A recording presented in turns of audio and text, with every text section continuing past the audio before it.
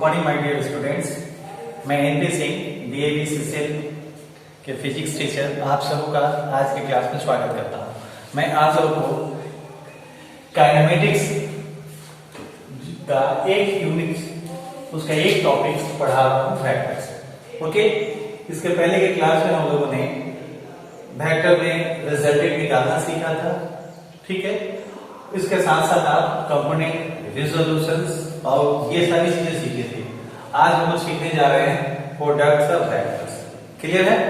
तो अब इसके बाद जब हमें टाइम मिलेगा तो हम उन सारे फॉर्मूले को रिकॉल करेंगे। तो देखो बच्चों, वेक्टर प्रोडक्ट्स, वेक्टर के प्रोडक्ट्स दो तरह का होता है। एक का क्या नाम है? Scalar product. स्केलर प्रोडक्ट, ये नाम क्यों दिया गया? क्योंकि रिजल्ट स्केलर होता है। और एक और भी जो दूसरा है वो कौन सा है? Vector product. तो वेक्टर प्रोडक्ट क्यों नाम पड़ा? क्योंकि वेक्टर का यहाँ पर प्रोडक्ट्स का जो रिजल्ट है वो वेक्टर आता है। इट मींस दो वेक्टर का प्रोडक्ट स्केलर भी हो सकता है और वेक्टर भी होगा। क्लियर है? जहां जैसे सिचुएशंस होंगे हम लोग वहां इस्तेमाल करते हैं। आगे देखिए, अब है कि स्केलर प्रोडक्ट को हम किसी से सिंबलाइज करते हैं? ये डॉट से सिंबलाइज करते हैं। तो यहां पर सिंबल क्या है? डॉट दिया गया है, इसलिए इसका नाम क्या है? इसका एक और भी नाम है डॉट प्रोडक्ट। तो डॉट प्रोडक्ट क्यों नाम पड़ा? क्योंकि हम लोग इसको डॉट से रिप्रेजेंट करते हैं। तो जब हमें स्केलर प्रोडक्ट निकालना हो तो हम क्या देते हैं? दोनों के बीच में डॉट, और इसलिए क्या नाम दिया गया? Dot product. It means scalar product and dot product both are same. Clear है? इसी तरीके से आप वेक्टर प्रोडक्ट को क्रॉस से सिंबलाइज करते हैं। दो वेक्टर के क्रॉस प्रोडक्ट निकालना हो तो सिंबल क्या लिखते हैं? क्रॉस। इट मींस वेक्टर के केस में डॉट और क्रॉस का अलग अलग मीनिंग है। क्लियर है? तो ये देख लें, क्योंकि हम यहाँ क्रॉस से सिंबलाइज करते हैं इसलिए इसका नाम एक और क्या नाम पड़ा? इसको और भी हम लोग क्या नाम दिए? Cross product. तो ये तो आपको क्लियर हो गया। ओके, अब पहले आप स्केलर प्रोडक्ट को सीख लें।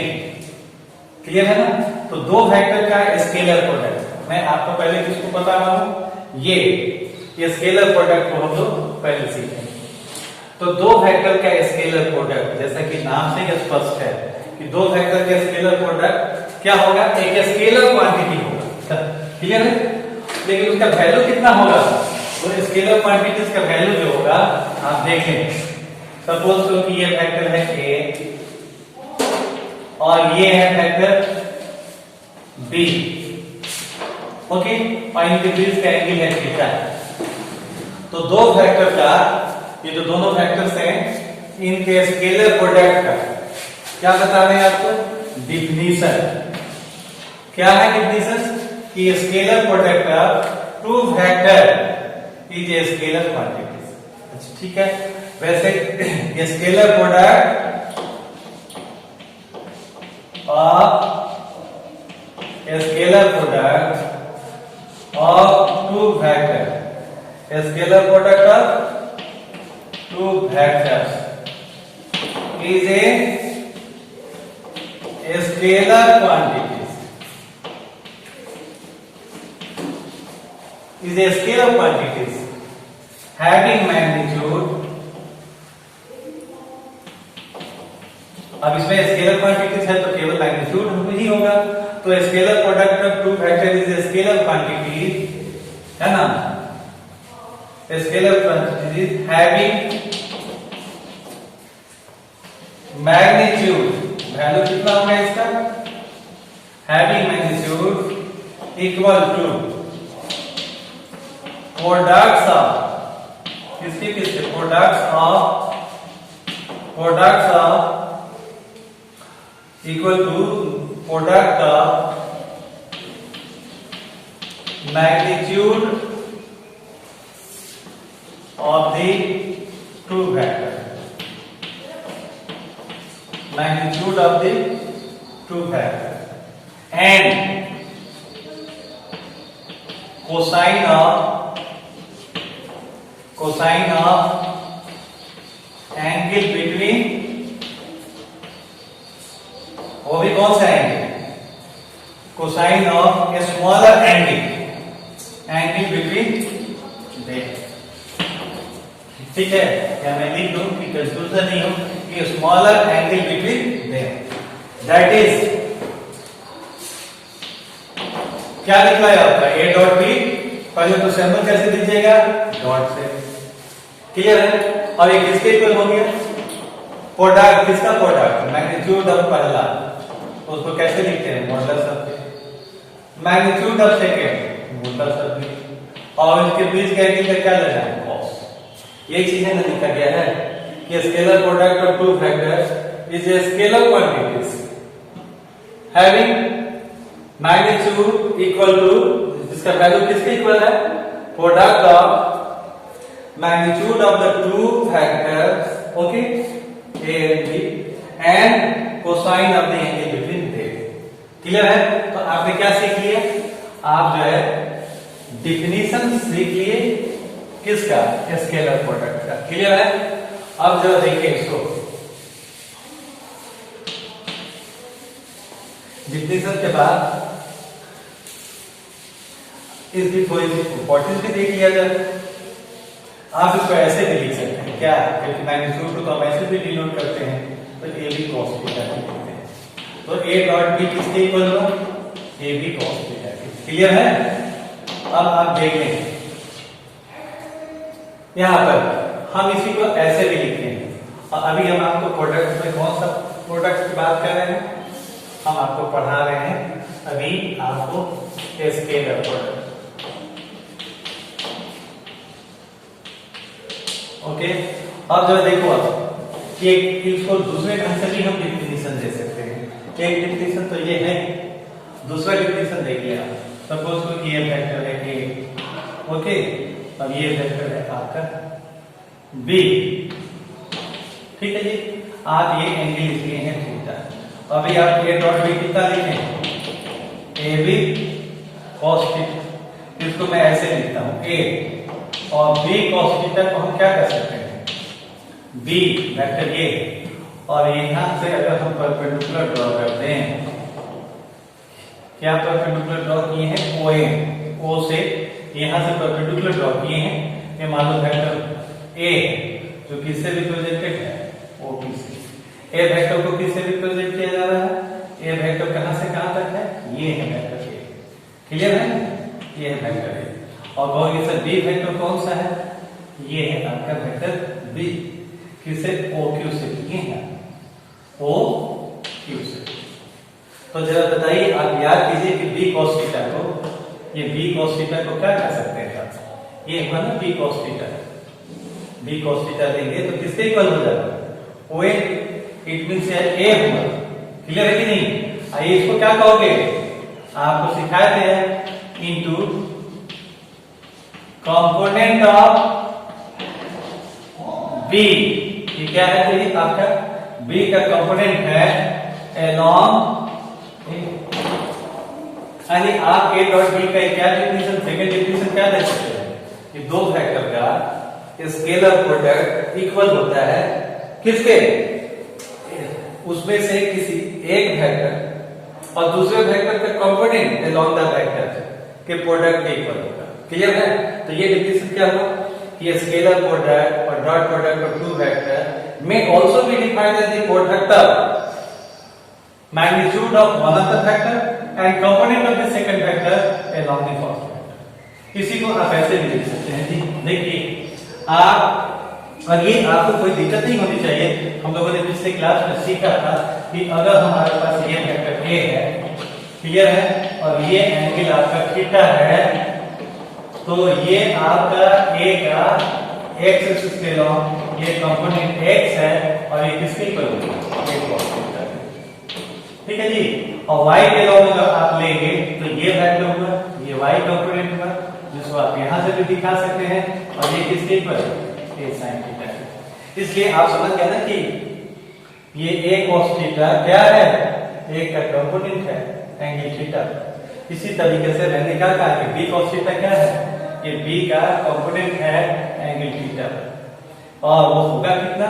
जहां से हम परपेंडिकुलर ड्रॉ किए उसको प्रोजेक्शन भी कहते हैं। क्लियर है?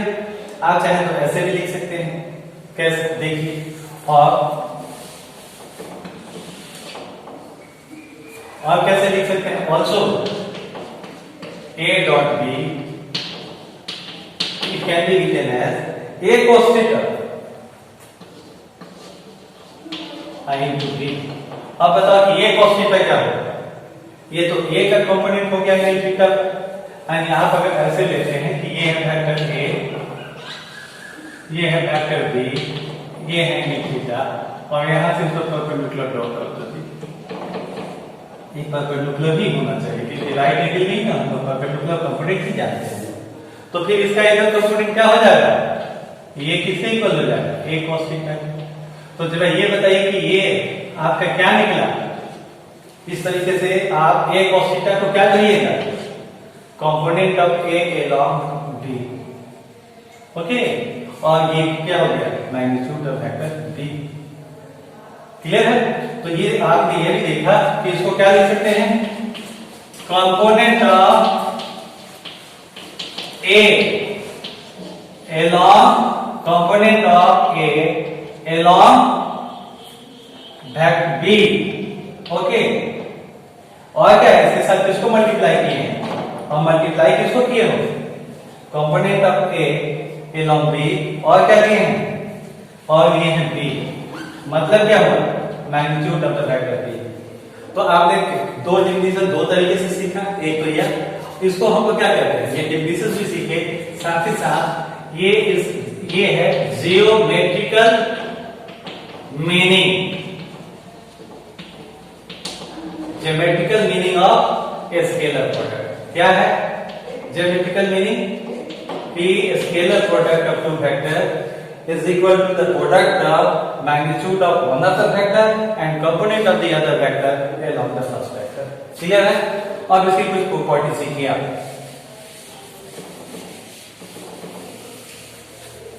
तो डिफिनेशन सीख लिया आपने, और कुछ प्रॉपर्टी मैं आपको बता दूं। तो अब जरा देखिए आप,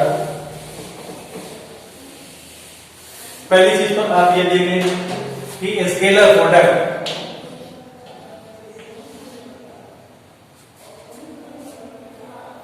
देखो, तो बच्चों ये प्रॉपर्टीज, तो पहली चीज तो देख लें कि आपका a डॉट b इक्वल होता है b डॉट a। क्लियर है? एंड ये a क्या करता है? Scalar product always commutative law, and ये scalar product of two vector follows commutative law. Clear है? और लेकिन क्यों सर? आप देख ले, आप एलएचएस लेके चलिए, एलएचएस में क्या है? a डॉट b, और a डॉट b को क्या कितना होगा डिफिनेशन से? a b cos theta.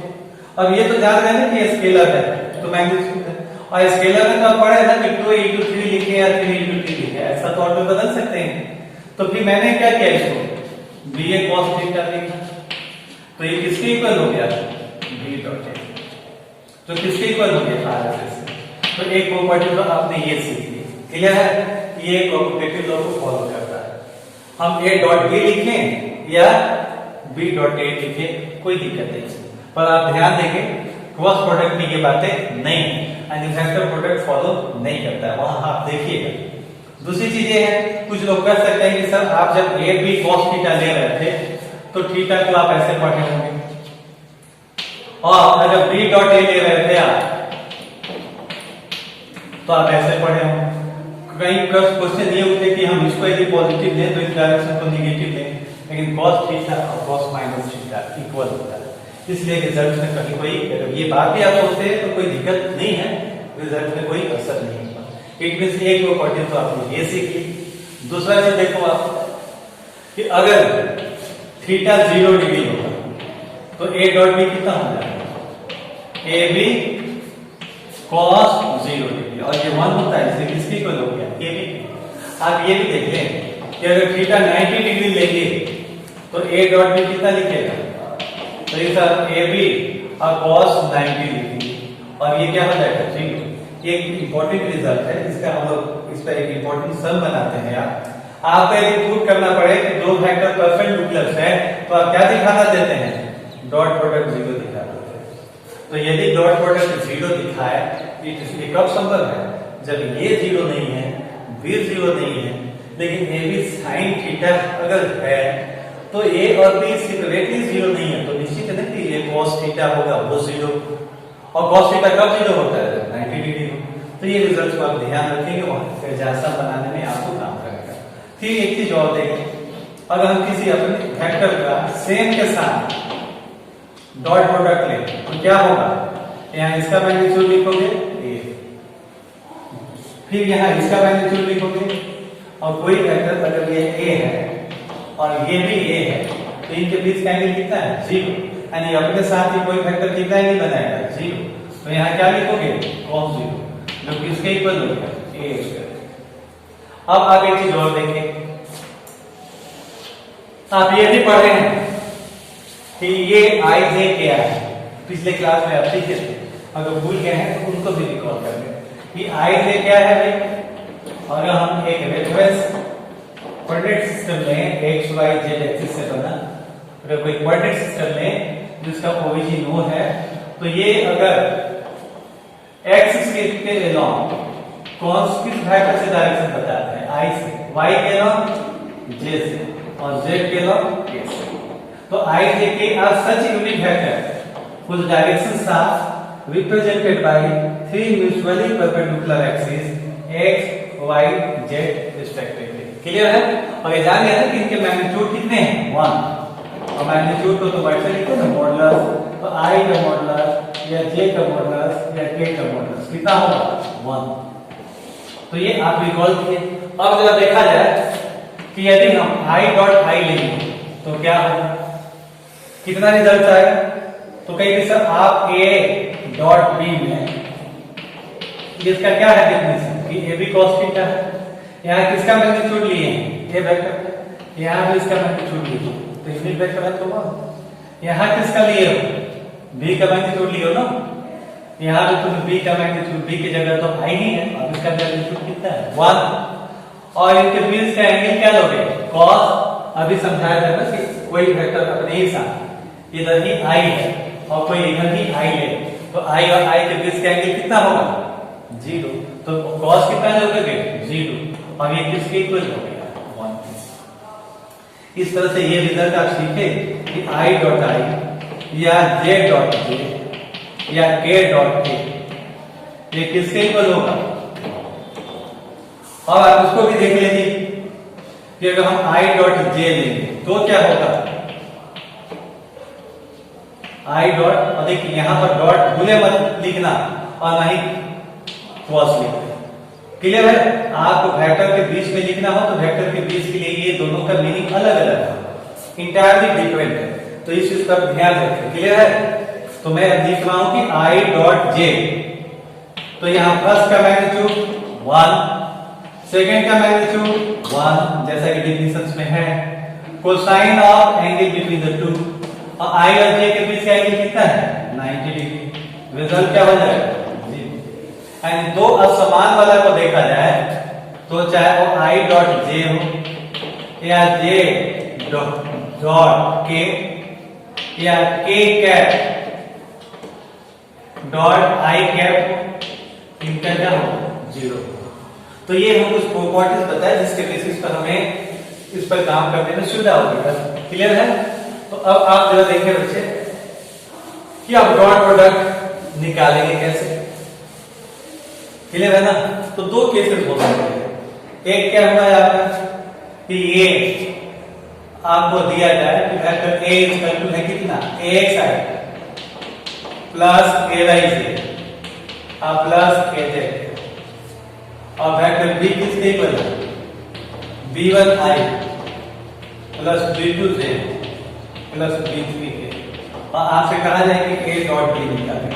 तो a डॉट b कैसे निकालोगे, पहले वैल्यू रखो इसका, axi plus ayj plus az, okay.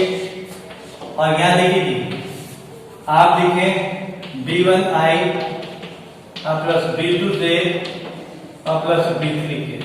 और ये देख लीजिए आप, यहाँ भूलिए मत, डॉट लिखना है कि क्रॉस लिखना है, यहाँ डॉट लिखना है, अच्छे से डॉट दे दीजिए। क्लियर है?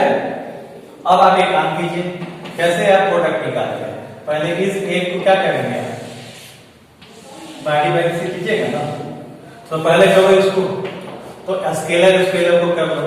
अभी यहाँ B1 B2 लिखे हैं और यहाँ X Y Z लिखे हैं, तो मेरे विचार से यहाँ भी हम Bx, ठीक है जी, तो Bx या हम A1 यहाँ पर क्या कर लेते हैं A2 और यहाँ पर क्या ले लेते हैं A3, जिससे आपको सुविधा हो। यहाँ पर भी हम B1 B2 और क्या है B3 ऑलरेडी आई लेके तो बता ही रहे हैं, तो मुझे इसको कठिन नहीं करने हैं।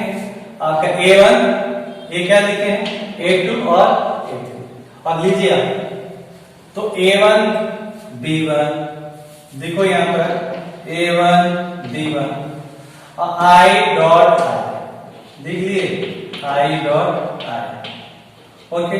और फिर इसके साथ किसको कहोगे A1 B2 I डॉट यहाँ क्या है J, और आदत रखिए जो पहले लेना है उसके साथ ही डॉट करें। अलग बात है कि आपके स्केलर प्रोडक्ट में I डॉट J या J dot I same thing है, तो आदत ऐसे ही रखिए, ऑर्डर में ही लेने की आदत रखिए। क्रॉस प्रोडक्ट में तो फॉलो नहीं होता है, तो ये आदत रहेगी तो ठीक है जी। तो फिर क्या लिखो A1 B3 और क्या लिखेगा I डॉट K प्लस, और क्या कीजिएगा इस सेकंड के साथ कीजिए, तो इसके साथ इसको करोगे क्या लिखोगे A2 B1 J dot I plus क्या लिखूं, प्लस लिखूं ये इसके साथ क्या है ना, अब A2 B2 J dot J, फिर क्या लिखना है, इसका इसके साथ कर लिए, इसका इसके साथ किए और इसको इसके साथ कर रहे, क्या रिजल्ट है A2 B3, okay A2 B3 और J डॉट K। अब क्या बच गया, लास्ट वाले के साथ कीजिए A3 B1 और K डॉट I प्लस क्या करोगे A3 B2 K dot J, फिर इसके साथ इसको कीजिए plus A3 B3 K cap dot K cap. अब अभी आप देख रहे हैं यहाँ पर कि I डॉट I कितना होता है 1 और I डॉट J 0, क्लियर है। और जब कभी भूले आप तो कैसे याद कर लीजिएगा कि A dot B is equal to AB cos theta, तो I डॉट I क्या होगा आपका I डॉट I में थीटा कितना है 0 डिग्री है, तो I डॉट I आप कर लीजिएगा इधर से कि I डॉट I A की जगह 1 ये 1 cos 0 1। तो अब बच्चे आप देखो कि I डॉट I क्या हो गया 1, तो ये रिजल्ट कितना हो गया A1 B, but I dot J इनके बीच का एंगल क्या है 90 डिग्री ना, तो जब 90 डिग्री है तो cos 90 क्या होता है 0, तो असमान वाला जो यूनिट वेक्टर्स है उनका डॉट प्रोडक्ट क्या है 0, क्या लिखोगे यहाँ पर 0, ये भी कितना होगा 0। आप ये बताइए आप कि J डॉट I भी क्या होगा 0, तो J डॉट J क्या होगा 1, तो बच क्या जाएगा A2 B2। फिर आप देखिए आप A2 B3 और ये क्या हो गया J डॉट K, यह भी 0 plus A3 B1 K dot I यह भी 0 प्लस ये देख लीजिए A3 B2 K dot J, again K और J के बीच का 90 डिग्री है, यह भी 0, और लास्ट टर्म क्या बचा A3 B3 और K dot K that is 1। हम चाहते तो ऐसा 1 लिख ले, लेकिन चलिए आप ये को क्लियर है कि बस क्या गया A1 B1 plus A2 B2 plus A3 B2।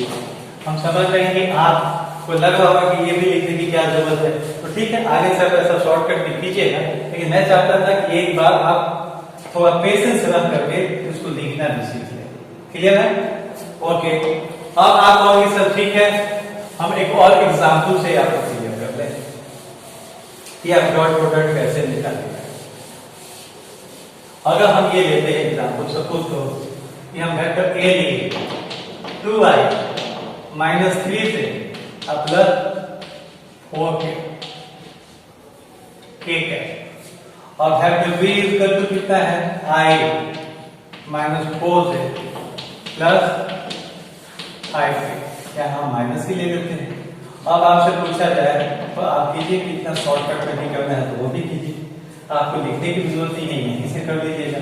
लेकिन मेरे विचार से 2i माइनस 3 से प्लस 4k और डॉट माइनस i माइनस 4 से प्लस 5k लिखें। अब भाई आप तो पढ़े हैं ना कि i के साथ i बच जाता है, तो i के साथ i बचेगा तो कितना होगा 2i का क्या है माइनस 1, क्या लिख दीजिए i डॉट i तो 1 होगा ना, तो 2 यहाँ जो कोएफिशिएंट है 1 माइनस 1 वो तो है ना 2 into माइनस 1 माइनस 2, तो i dot i 1, i dot j 0, i dot k 0, तो अब इसके साथ मैं लिख दे रहा हूँ ये, तो ये तो आपको क्लियर हो गया।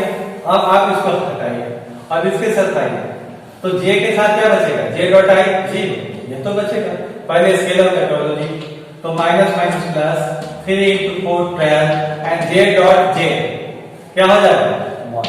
क्लियर है?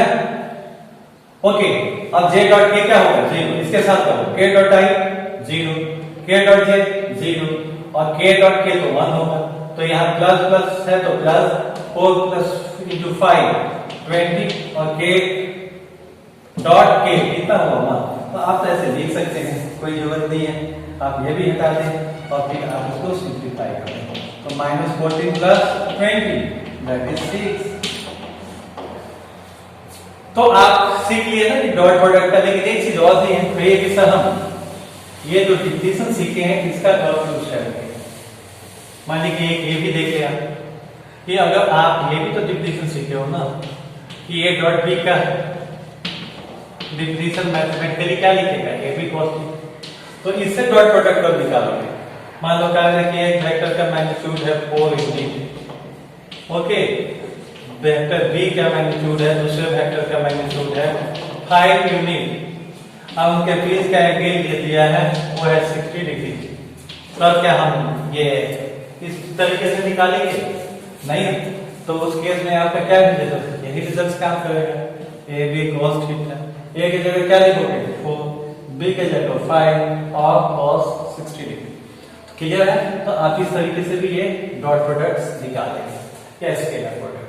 अब हम लोग क्या सीखेंगे, डॉट प्रोडक्ट तो सीख लिए, क्लियर है? हाँ, इसको सब कुछ करेंगे, लेकिन इससे पहले आप क्रॉस प्रोडक्ट को सीख लें, ठीक है?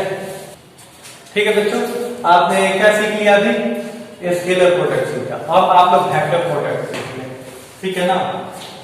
यानी वेक्टर का जो सेकंड टाइप का प्रोडक्ट है वेक्टर प्रोडक्ट, ये सीखे आप। तो वेक्टर प्रोडक्ट या इसका एक और नाम क्या बताया था जी, cross product.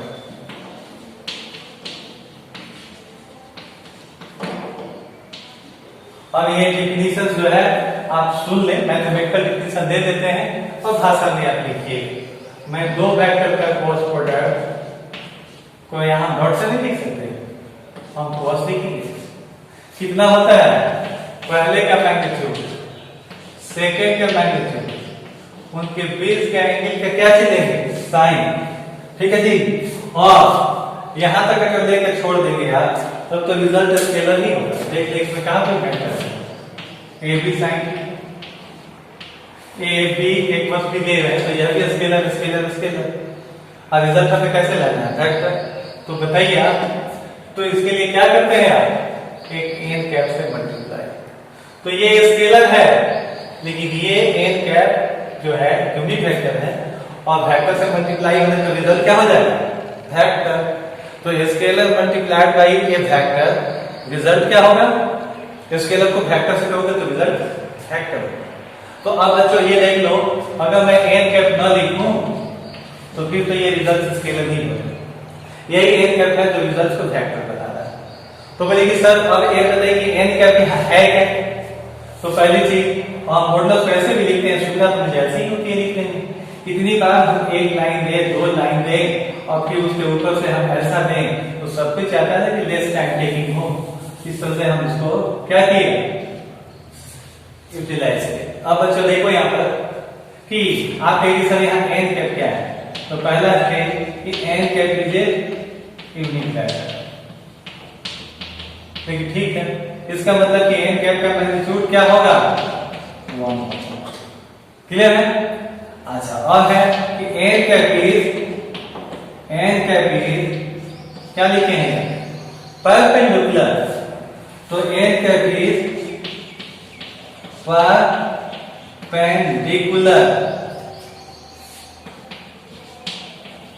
perpendicular to plane of A and B, यानी plane form by vector A and B। एक प्लेन पर A और B से जो तल बनेगा, सपोज करो कि ये A वेक्टर है और ये B वेक्टर है, तो क्या बना है, ब्लैक बोर्ड का प्लेन बना। इस पर n का क्या है, परपेंडिकुलर, ऐसा है। क्लियर है। ये तो ये सब परपेंडिकुलर तो इधर भी होगा, परपेंडिकुलर तो आपका इनवर्ड भी होगा। तो इसमें भी फैसला कर लिया जाए कि हम ये आउटवर्ड ले कि इनवर्ड ले। अच्छा, तो ठीक है, इसके लिए हम क्या करते हैं, direction of n cap is decided by the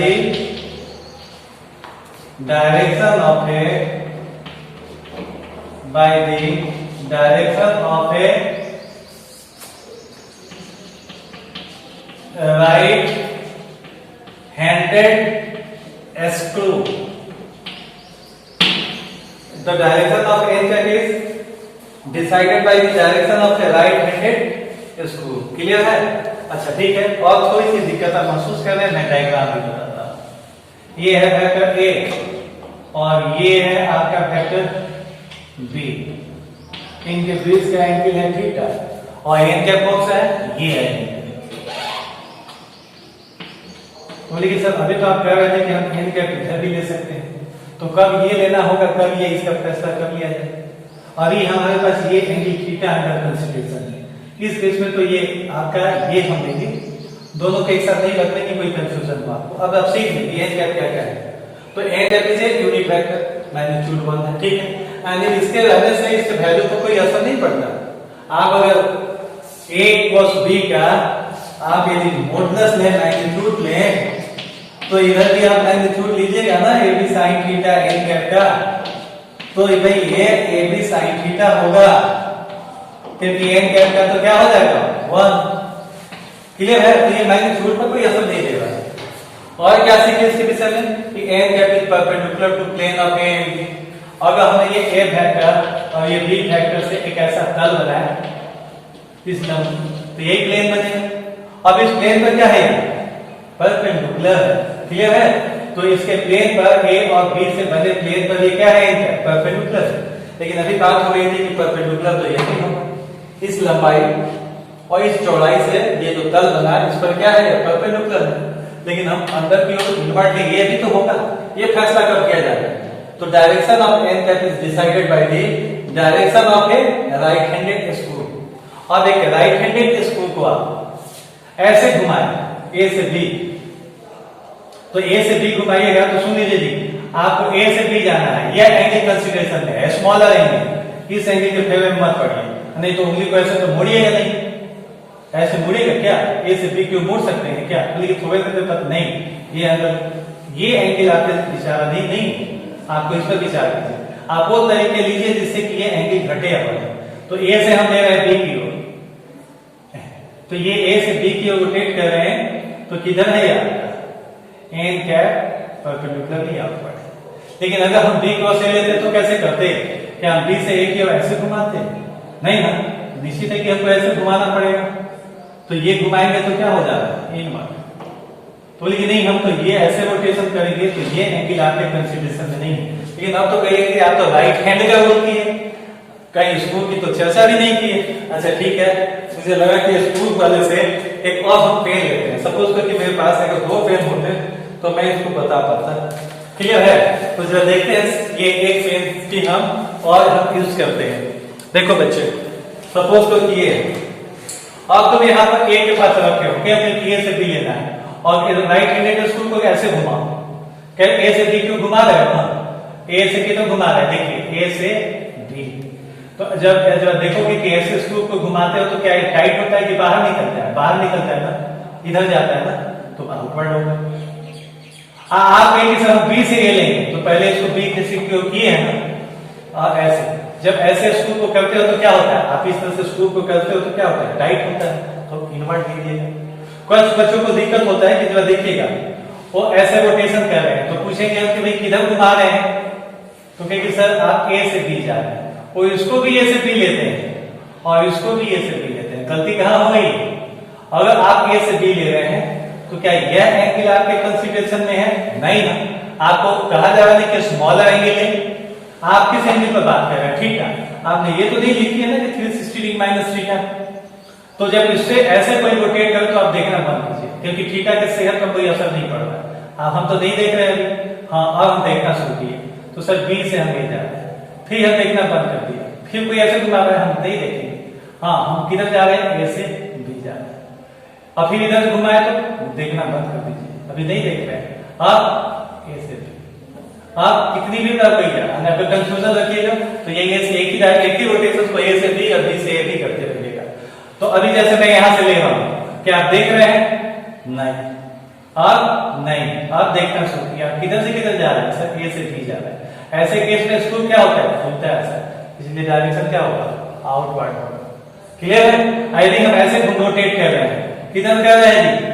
क्योंकि सर हम अभी और बार रोटेट कीजिए आप इसी डायरेक्शन में, आप देखना शुरू किए सर हाँ बी से ए कर रहे हैं। ऐसे करने तो स्क्रू क्या होता है? टाइट होता है। तो फिर क्या लेंगे? इनवर्ट लेंगे। आप किसी भी तरीके से इसको कर लें, ठीक है। मुझे तो लगता है कि आपको दिक्कत नहीं होनी चाहिए। और मैंने बड़ी बेसिक तरीके से डायरेक्शन समझाने की कोशिश की है। लेकिन बच्चों एक चीज तो आपको क्लियर हो गया होगा कि वेक्टर का जो क्रॉस प्रोडक्ट है, आप कहिएगा कि सर अब इसका डेफिनेशन भी बता दीजिए। मैं बता दे रहा हूं, समझा दिया हूं, लेकिन लिख लीजिएगा आप सेल्फ या समझ लीजिए कि दो वेक्टर का क्रॉस प्रोडक्ट यानी वेक्टर प्रोडक्ट किसके इक्वल होता है? इसका मैग्नीट्यूड इक्वल होता है पहले वेक्टर के मैग्नीट्यूड, दूसरे वेक्टर के मैग्नीट्यूड और उनके बीच के एंगल के साइन के प्रोडक्ट। और डायरेक्शन किस पर होता है? और डायरेक्शन ए और बी से बने प्लेन पर परपेंडिकुलर होता है। क्लियर है? तो ये आप समझ गए कि vector product of two vector is a vector quantities having magnitude equal to product of the magnitude of the two vectors and the sine of the angle between the two vectors, and direction is along a vector, unit vector which is perpendicular to plane on by the two vectors. Clear है? आप इसके लिए geometrical meaning को समझेंगे और उसकी कुछ property पहले देखेंगे। तो ये तो पहले क्लियर हो गया है आपको कि एन कैप के विषय में तो सारी चीजें जान गए। और एक प्रॉपर्टीज आप देख लें, वो क्या प्रॉपर्टी जो है, प्रॉपर्टीज आप किसका प्रॉपर्टी पढ़ रहा है? Vector product. अब पहली प्रॉपर्टी आप क्या देखे? आप अभी आप देखे हैं कि here A cross B is not equal to B cross A, यानी it does not follow commutative law. आप देखे थे ना, ए से बी रोटेट किए थे, ये डायरेक्शन था, बी से ए रोटेट किए तो डायरेक्शन इनवर्ट। ये हो आप ये समझ गए कि मैग्नीट्यूड सेम है पर डायरेक्शन क्या है? जस्ट अपोजिट है, यानी ये कॉम्यूटेटिव लॉ को फॉलो नहीं करता है। आप दूसरी चीज देख लें, अगर मैं थीटा 0 डिग्री लूं या 180 डिग्री लूं तो हमारे पास ए क्रॉस बी कितना हो जाएगा? तो सर ये ए बी साइन 0 या 180 लिखिएगा और एन किया, ये रिजल्ट क्या हो जाएगा? 0। क्लियर है? आप नल फैक्टर भी कर सकते हैं क्योंकि ये आपका देखिए रिजल्ट मैं मैग्नीट्यूड बताता हूं तो ये a क्रॉस b क्या हो जाएगा आपका? 0 जब थीटा कितना होगा? क्लियर है? तो अब आप ये देख लें कि ये भी जान गए आप कि ये, अच्छा एक और चीज देख लें आप कि अब हम अगर 90 डिग्री लेंगे थीटा तो हमारा कितना हो जाएगा जी सर, ये हो जाएगा a cross b ab sin 90 i into n cap which is equal to क्या लिखोगे ab और n कैप। खैर ये ज्यादा जरूरी है आपको समझना। फोर्थ देख लिया, यदि मैं ये कहूं कि भाई i क्रॉस i कितना है तो ये कैसे निकालें, तो ये सब हम पहले का मैग्नीट्यूड लेंगे। जैसा कि आप a क्रॉस b में आप क्या करते हैं, पहले का मैग्नीट्यूड दूसरे का मैग्नीट्यूड उनके बीच का एंगल साइन और n का, तो यहाँ इसका मैग्नीट्यूड लिया है ना, यहाँ भी मैं इसका मैग्नीट्यूड लिया, यहाँ पर उनके बीच का एंगल और क्या लेना है n का, ओके n का आप लिए। तो आई और आई के बीच का एंगल क्या है, यहाँ पर थीटा जो लिए हैं ये और बी के बीच का एंगल है, आई और आई के बीच का एंगल कितना है 0, रिजल्ट क्या हो जाएगा। लेकिन आपको याद है क्या कि आप डॉट प्रोडक्ट में आई डॉट आई या जे डॉट जे या के डॉट के ये किसकी इक्वल था 1, लेकिन आप यहाँ क्या देख रहे हैं कि आई कोस आई किसकी इक्वल हो गया 0, क्योंकि इनके बीच का एंगल 0 है और साइन 0 क्या होता है 0। तो आपको ये क्लियर हो गया। इसी तरीके से आपको ये भी समझ लेना होगा कि जे क्रॉस जे या के कैप क्रॉस के कैप ये सब क्या है 0। अब आप देखिए ये सीख लिया कि यदि हम i क्रॉस जे लेंगे तो क्या होगा। तो ये सर यहाँ पहले का मैग्नीट्यूड लिए हैं, यहाँ देखिए सर, यहाँ सेकंड का मैग्नीट्यूड लिखे हैं देखिए, और साइन आई और जे के बीच का एंगल लेना है जो 90 डिग्री है, और क्या लेना है कहीं कि सर n क्या है, तो ये किसके इक्वल हो गया n क्या है। अब जरा सोचो यहाँ के n क्या है, तो कहोगे सर n क्या यहाँ से क्या कहिएगा सर n क्या है यूनिट वेक्टर, ठीक है जानते हैं आप यूनिट वेक्टर n क्या is perpendicular to plane of i and j, और आप ऐसा वेक्टर जानते हैं कि वो कौन सा वेक्टर है, इसके पास सभी वो गुण है जो k कैट के पास है। इसलिए बच्चों हम n कैट को यहाँ क्या लिख सकते हैं, ठीक है आप जानते हैं कि नहीं कि i और j पर परपेंडिकुलर होता है k, और इसका भी मैग्नीट्यूड 1 है, तो जो गुण यहाँ n के साथ होना है और वही तो k के साथ है, यानी i क्रॉस j हम क्या लिखेंगे। इसलिए यहाँ पर जब भी डॉट प्रोडक्ट में पढ़े हैं कि i डॉट j या j डॉट k ये 0 होता है, लेकिन आप ऐसी जल्दीबाजी यहाँ मत कीजिएगा, यहाँ जो डिसिमिलर यूनिट वेक्टर्स है उनके मामले में 0 नहीं हुआ, क्लियर है। आप इसके लिए हम सिंपल सा रूल बना लेते हैं हम लोग। आप जब देखिए जब कभी आपको निकालना हो क्रॉस प्रोडक्ट आप एंटी क्लॉकवाइज में से लिख ले i j और k, अब यहां से लिखो i क्रॉस j क्या लिखोगे i j k क्या j cross k j cross k क्या होगा i। मैं पूछ रहा हूं कि k क्रॉस i तो k क्रॉस सेम ऑर्डर में आप पढ़ रहे हैं, फिर क्या लिखिए j, लेकिन जरा ध्यान दें अगर कोई कहे कि j क्रॉस i तो j i का उल्टा क्या है, तो आप समझे थे ना कि a क्रॉस b और b क्रॉस a में क्या स्थिति था, उल्टा था अपोजिट था, तो यहाँ पे j क्रॉस i ले रहे हैं ना, थर्ड वाला लिखिए लिख लिए, लेकिन यहाँ पर माइनस लिखिए, क्लियर है। तो जब हम ऑर्डर को डिसोबे करें तो हम क्या कर लेंगे जी माइनस साइन कर लेंगे, क्लियर है। अब इसके आधार पर आप एक क्रॉस प्रोडक्ट का बेसिक सम कर लें, क्लियर है, तो फिर ये और भी बातें स्पष्ट हो जाए, लेकिन रिजल्ट को आप याद रखें। तो हम लोग वेक्टर प्रोडक्ट को क्या करने जा रहे हैं, एक छोटा सा न्यूमेरिकल सा आपको बता रहे हैं कि ये कैसे आप इसको हैंडल कीजिएगा। आप देख लो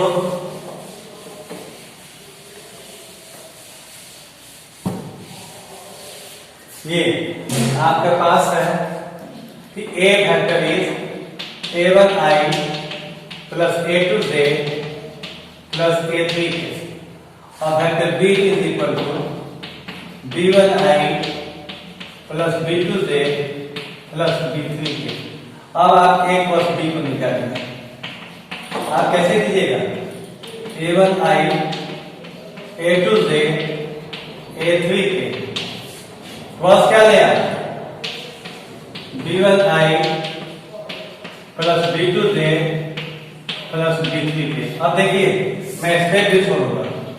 a1 b1 दिखे ना, i प्लस i, तो i प्लस i लिख लीजिए एक बार, लिख लेते हैं कि आप थोड़ा सा टाइम लगेगा लेकिन आप इसको फॉलो ठीक से कीजिएगा। फिर इसके साथ कीजिए a1 b2 i plus j,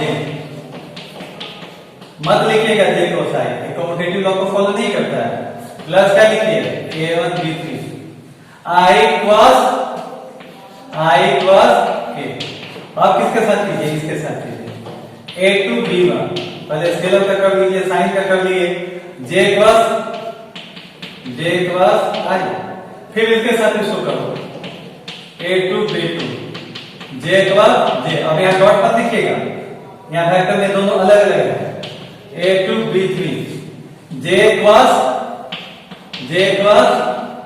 k। अब थर्ड को करो a3 b1 k प्लस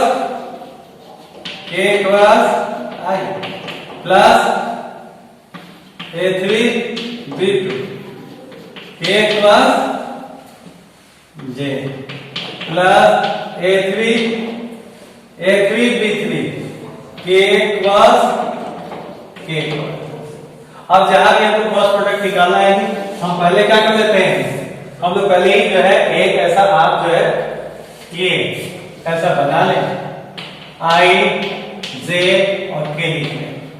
अब इसको सॉल्व करो a1 b1 i plus i दो तो है नहीं, i प्लस i बेस का एंगल है 0, साइन 0 होता है, इसको 0 करो plus a1 b2 i j उधर ही पड़े हैं तो k क्या किसके लिए कर लिया?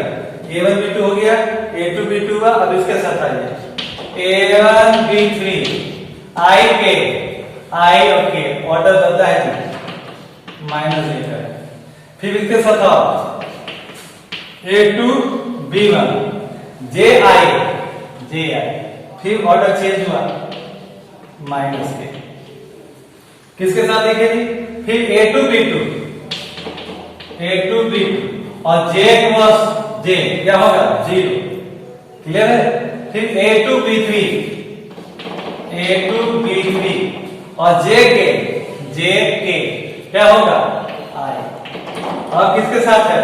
और ये थर्ड टर्म बचा हुआ है a3 b1 ki किसकी पर j प्लस और क्या है? ये a3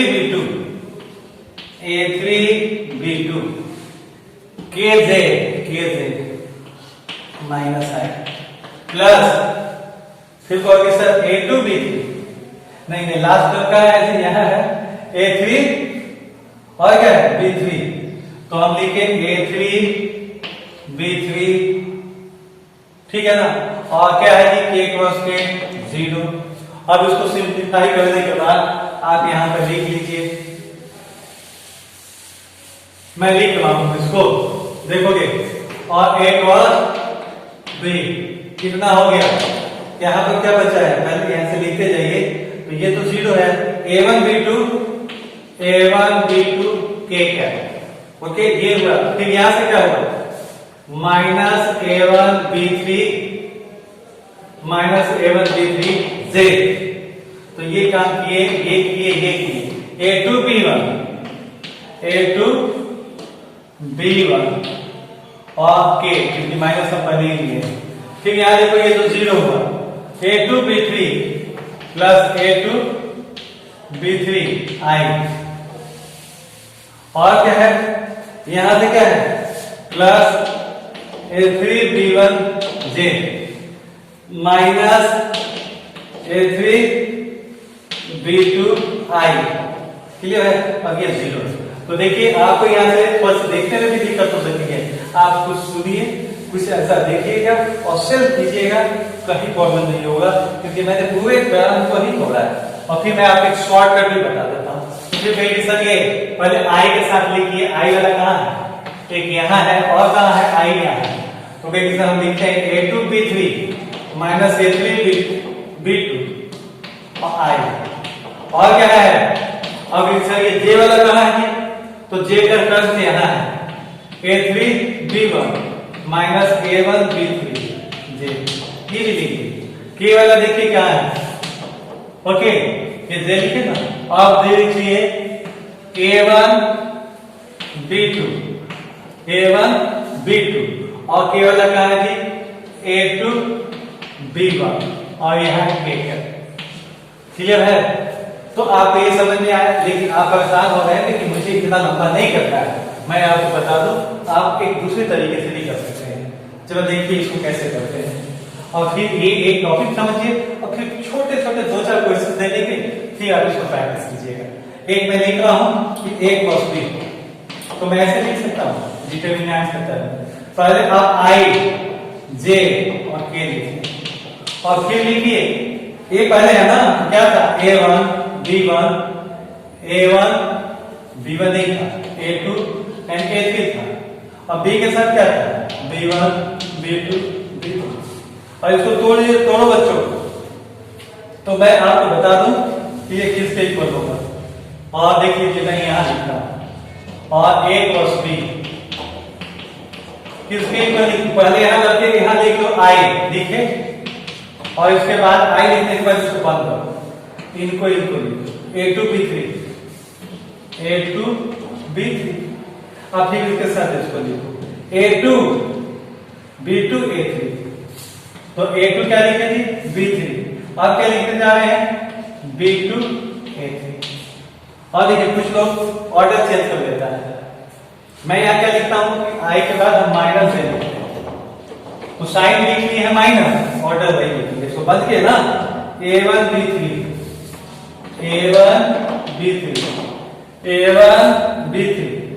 minus B1 plus K cap. अब इसको बंद करो, ऑर्डर वही लिखो, A1B2 माइनस लिखे A1B2 B1 ओके। और इस तरीके से देखो यही रिजल्ट है ना, A2, तो बोले सर यहाँ पर I के साथ क्या था, अभी भी आपके साथ I के साथ है ना A2B3 A3 है ना B2, ठीक है, वो बातें तो एक ही आएगी।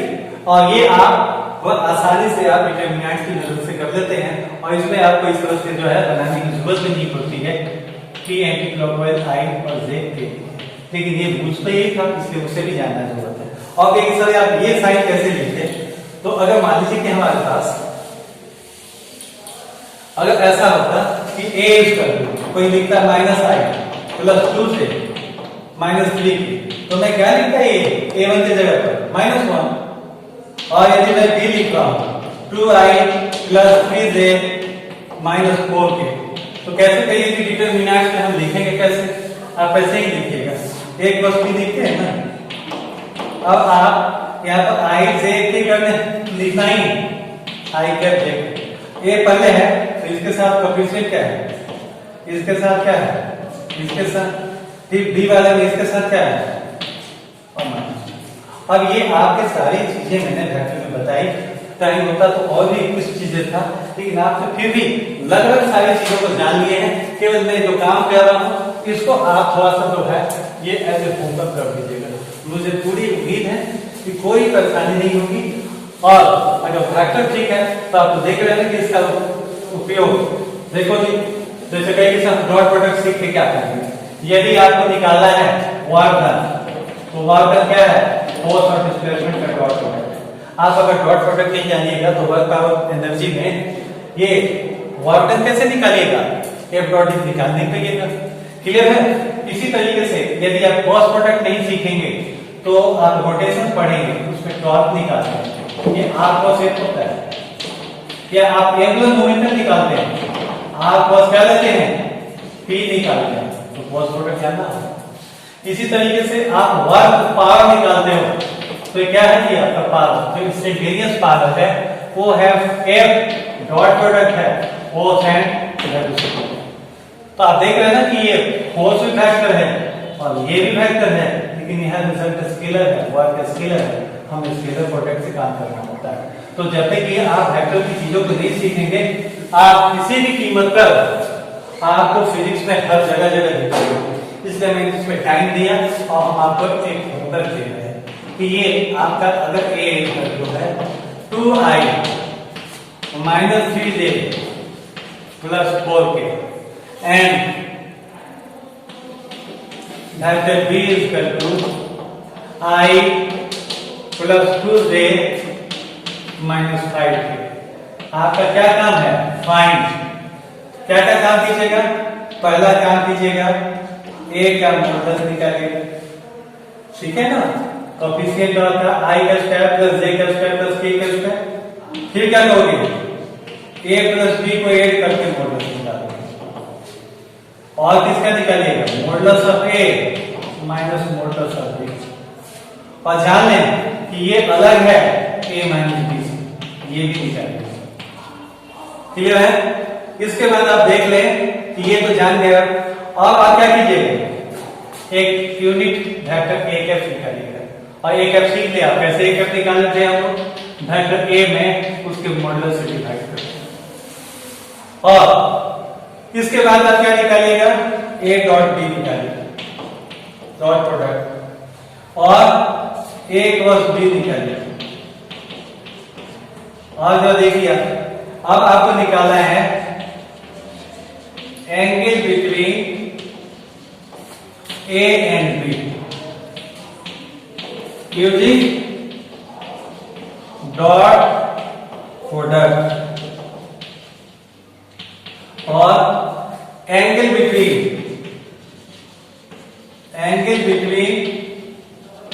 A and B, A and एक चीज लेकिन और छूट रहा है, 2 मिनट लगेगा, उसको भी देख लें। Angle between A and B using cos product, okay. और ये हो गया आपका। इसके बाद आप क्या कीजिएगा, angle between A and B using dot product. फिर ये निकाले, ये क्वेश्चन अलग है, हो गया। फिर देख लीजिए एक unit vector perpendicular to both A and B। अभी बच्चा जान लेना, इसके लिए एक unit vector perpendicular to both A and B निकालने के लिए पहले तो उसको A क्रॉस B निकालोगे। लेकिन BC तो तुम C कैप कैसे करोगे, वेक्टर C में मॉडुलस ऑफ C से डिवाइड करके। मैं केवल एक चीज थोड़ा सा बता दूं कि ये टॉपिक इंटायरली खत्म हो जाए, मैं इस पर कुछ और देता, लेकिन ये मिनिमम रिक्वायरमेंट्स है। प्लीज इसको ठीक से कीजिएगा, मुझे कहीं भी दिक्कत नहीं होगी, मुझे पूरी उम्मीद है। एक चीज मैं यहाँ पर जानना चाह रहा था कि यहाँ भी अगर आप क्रॉस प्रोडक्ट में आप देखें तो इसको नोट कर लीजिएगा और कीजिएगा। और एक ज्योमेट्रिकल मीनिंग जो है क्रॉस प्रोडक्ट का छूट रहा था, अगर वो जानते थे 100 इस पर बहुत नहीं दे पाते। जैसे हम A लेते हैं और ये क्या है, वेक्टर B, क्लियर है, A है और ये B है, इनके बीच का एंगल थीटा है। अभी आप क्या पढ़े हैं, आप पढ़े हैं ना कि A क्रॉस B किसके इक्वल है, AB sin थीटा और n कैप। इसका आप मैग्नीट्यूड लें तो AB sin theta n cap का मैग्नीट्यूड होगा, it is equal to AB sin theta. अब बच्चे ये जरा देखो, मैं A तो दे रहा हूं, A यहां से ये क्लियर है, और B sin थीटा को क्या लेंगे, अगर हम B है या फैक्टर हमारा B है और B sin थीटा लेते हैं तो यहां से तो बच्चे ऐसा करो कि ये परपेंडिकुलर ड्रॉ कर दो, O लिखो, P लिखो, और ये क्या है Q, और ये N हम डाल दिए परपेंडिकुलर। तो आप जरा सोचे कि ये क्या लिख रहा है, ये A का मतलब हम लिख सकते हैं, क्या लिख सकते हैं, OP। हम A ऐसे लिखे और B sin थीटा को इधर लिखा, तो ये देखिए A किसके इक्वल है, OP। और ये b sin थीटा किसके इक्वल है? q into n। तो बच्चे ये जरा देखो, मैं अगर एक ऐसा ट्रायंगल लूं और या मैं ऐसा एक पैरेललोग्राम बनाऊं इसके इक्वल इसको लेकर के, इसके इक्वल इसको लेकर के, तो जब बताएंगे आप ये क्या है? बेस है। ओपी क्या है? बेस। और ये क्यूएल क्या है? हाइट। तो ये क्या निकलेगा? Area of the parallelogram. या यदि मैं हाफ इसको लिख लूं, ओपी लिख दूं, आई टू क्यूएल लिखूं, तो मुझे तो 2 से मल्टीप्लाई भी करना होगा। इसका मतलब यहां से मैं हाफ लिखा है और 2 से मल्टीप्लाई किया, तो 2 टाइम्स एरिया ट्रायंगल। कौन सा ट्रायंगल? O Q P. या ये किसके इक्वल है? Area of parallelogram. क्लियर है? जो किससे बना है? ये एरिया ऑफ पैरेललोग्राम। क्लियर है ना? ये जो पैरेललोग्राम है, वैसे भी आप जानते हैं कि पैरेललोग्राम का एरिया क्या होता है? 2 times of the area of the triangle form the same base. तो ये क्या बताया हम आपको? ये बताया आपको geometrical meaning of cross product. तो क्रॉस प्रोडक्ट है, ये भी एक तरीके से सीख लिया कि मैग्नीट्यूड, ठीक है कि नहीं? ये भी सीख लिया कि क्रॉस प्रोडक्ट में आल्सो बी डिफाइंड एज किसके? कि as the area. The cross product का मैग्नीट्यूड किसके इक्वल है? Area 2 times of the area of the triangle. Clear है? ठीक है। और इस सारे सम को कीजिए, लेकिन आपको मैंने हर चैप्टर का एग्जांपल लिया है ताकि आप ये समझे कि फैक्टर की जरूरत हर जगह है। ठीक है? आप सेफ रहें, घर पर रहें और खूब पढ़ाई करें। Have a good day.